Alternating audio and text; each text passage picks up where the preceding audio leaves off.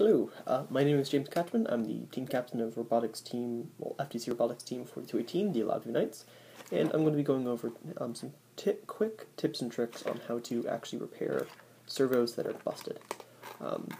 We use servos a lot, which means you break servos a lot, and we have basically three issues that's going to happen. We're going to have a mounting bracket being broken, which means we can't mount it as easily. We're going to have the grooves on the top of the servo be ground down to the point where that nice servo noise doesn't happen. It doesn't actually work at all. And then you'll notice this is the internals of a servo. What we encounter is try and spin it. It won't spin at all. No noise, no nothing, no movement. What happens is the gears in here get basically ground down and no longer work. So what we found was we can actually open up servos.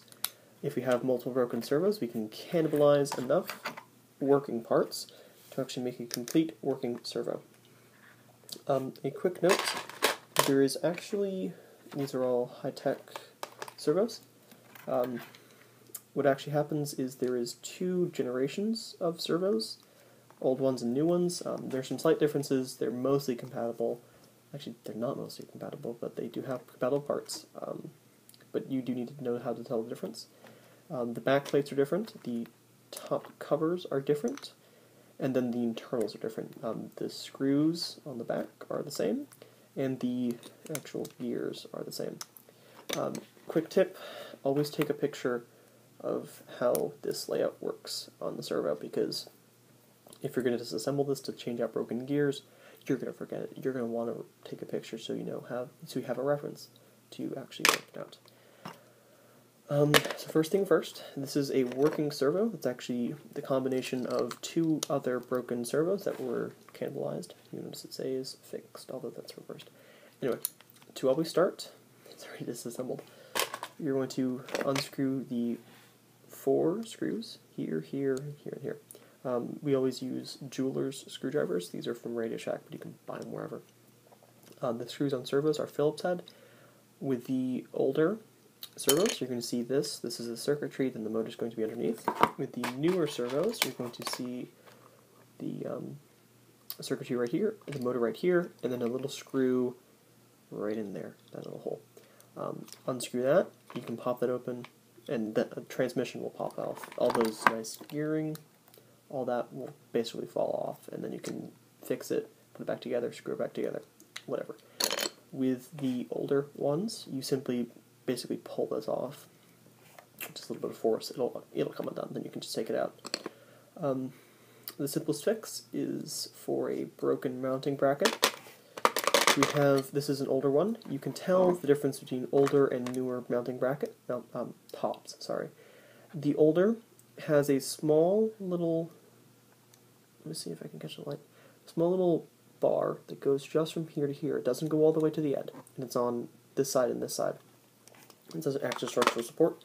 With the newest servos, they actually strengthened it more, so it's a slightly bigger bar. It's going to go from here to here, all the way there.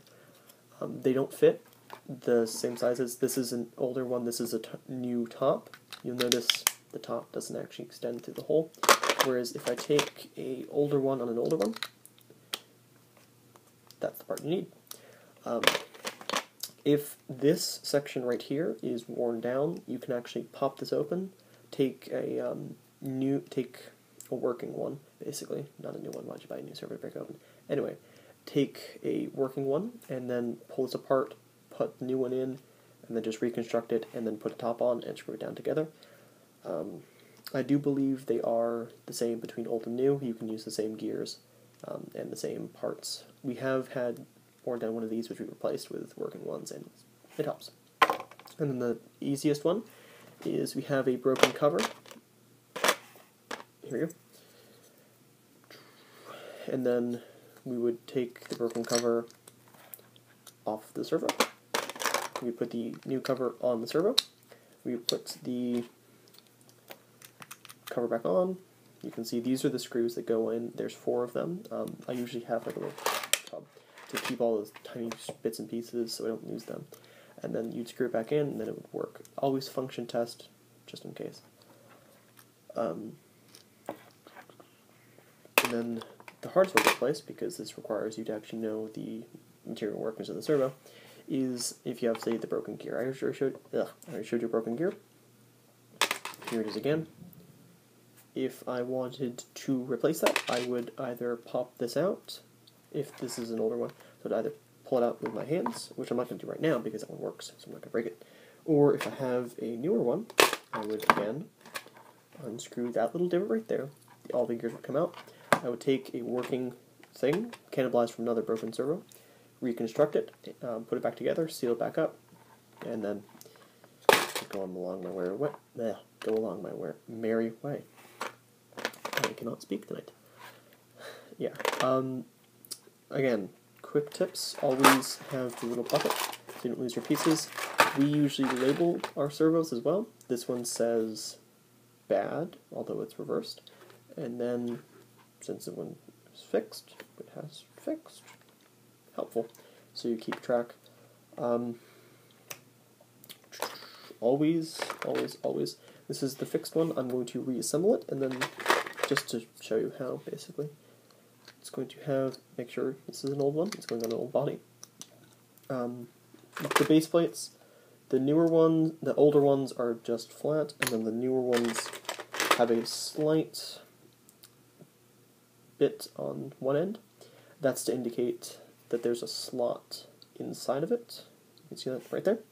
That's to go over the side with the wires, and it's the same on here. You can see there's a slot, except it's not marked at all on the top. So I would put that back together, screw it back together. Always when you're working with the servos, it's nice to have a little servo head just to test it out. If it works perfectly, you should hear the whirring noise that a servo makes when it's being moved but not powered. If you don't know what that noise is, I will show you in just a second.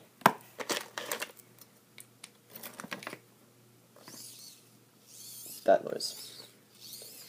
Hope you can hear it. If it doesn't make that noise, you either reassembled it with broken parts, or you did not reassemble it properly, which means basically take down the entire thing and see what you did wrong. So yeah, I'm going to reassemble this one. Make sure all 4 screws are in, simply because, like I said, use a jeweler's screwdriver. It makes it easier because other ones don't fit. You'll find we had, I believe it was 4 broken servos, and we managed to cannibalize all the parts, and we got 2 working servos out of that. So it's not, you're not going to get all your broken servos back, but you can still get some of your money back, and this is quicker and easier than buying more servos, because shipping time and the cost of new equipment can rack up pretty nicely. Just this recent practice, we actually ran out of fresh servos, and all we had was broken servos, and we got them fixed.